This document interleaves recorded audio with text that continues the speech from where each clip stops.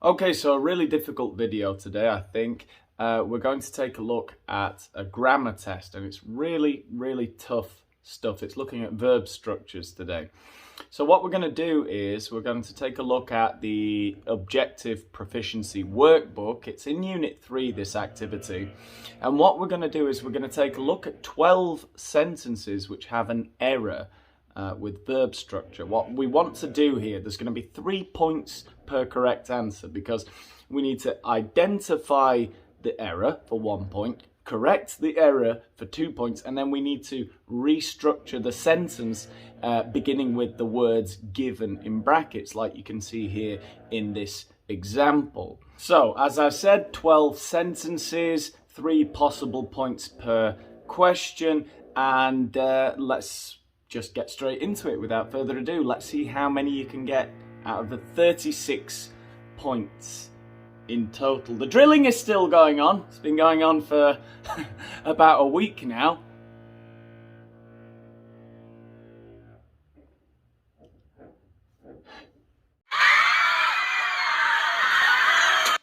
Sentence A.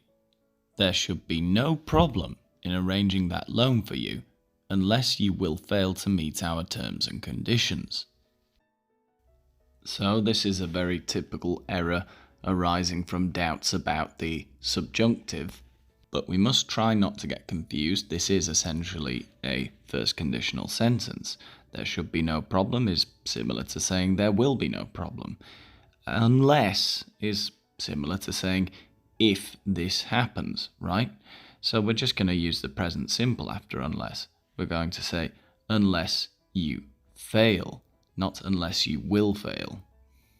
Now, how can we restructure the sentence beginning with the word provided? Well, the word provided can be used as a formal alternative to if. So we could say, provided you meet our terms and conditions, there should be no problem in arranging that loan for you. B. If you would happen to notice anything strange, kindly make a note of it for me. Well, I imagine immediately for a lot of you, seeing if and would in the same clause doesn't quite look right. However, there are some circumstances, some subjunctive tenses where if and would can go in the same clause. This, however, is not one of them. This sentence is essentially a first conditional. I'm saying if this possible event takes place, I want you to do this, right? I have an imperative clause in the second part of the sentence. So the would is superfluous. We would just say, if you happen to notice anything strange, kindly make a note of it for me. Now, how could we restructure the sentence starting with the word should? Well, that's fairly easy because should, again, is just another way of saying if in a formal way. So we could say, should you happen to notice anything strange, kindly make a note of it. C. Were jet lag a figment of the imagination, air travellers had no problems on arrival at their destination. Now, don't be fooled by the start of this sentence. It is perfectly correct to say, were jet lag a figment of the imagination? I imagine most people would tend to say if jet lag were a figment, or if jet lag was a figment. But in a more formal way, a more formal structure, we could say, were jet lag a figment of the imagination? That's completely correct. But if that were the case, what would happen, right? Travellers would have no problems on arrival. So there's the error there. Now, I think accidentally I've given away the other structure. So how could we begin this sentence with if? Well, we could say if jet lag were a figment of the imagination, or less formally, if jet lag was a figment of the imagination, would also be acceptable. Sentence D. As the sun should cause permanent damage to your eyes, you shouldn't look directly at it. Well, one of those shoulds clearly isn't right, and I think it's fairly obvious, this one. I think it's the first one. As the sun should cause? No, surely not. As the sun could or can, I think would sound better. As the sun can cause permanent damage to your eyes, you shouldn't look directly at it. Now, how can we restructure that sentence with the expression given that? Well, given that is the same as. Given that the sun can cause permanent damage to your eyes, because this is true, you shouldn't look directly at it. Sentence E. This planet would be heading for destruction unless we pay more attention to environmental issues. How dare you! Well, one has to assume, given the narrative, that the suggestion here is that we are not paying enough attention to environmental issues, apparently.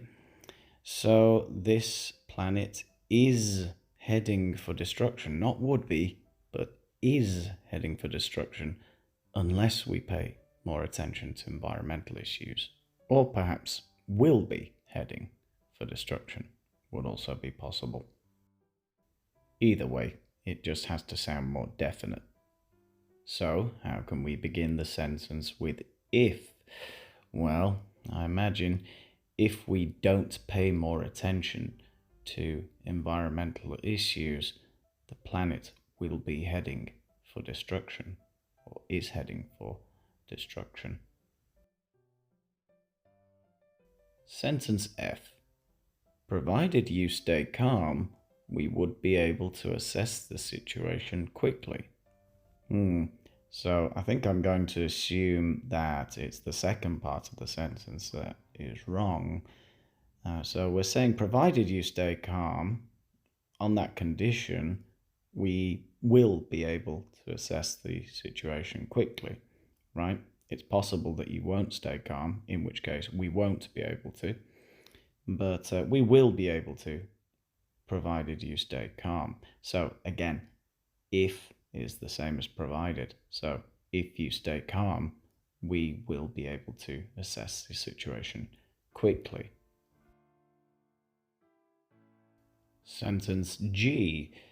If we hadn't had luck on our side, we hadn't ever survived the storm and returned safe and sound. Well, I think we have a third conditional sentence here, and in the result clause we need to talk about what would have happened, or in this case what wouldn't have happened. We hadn't ever, no, that's past perfect, completely wrong. No, we wouldn't have, or we would never have survived the storm. Now, how can we restructure the sentence beginning with without? Well, if we hadn't had, it's very similar to saying without, essentially. So, without luck on our side, we would never have survived the storm. Sentence H. If there is a red sky at night, it is fine the next day. Well, this could be a confusing one, as essentially it looks like a zero conditional. So, well, is it wrong, is the question.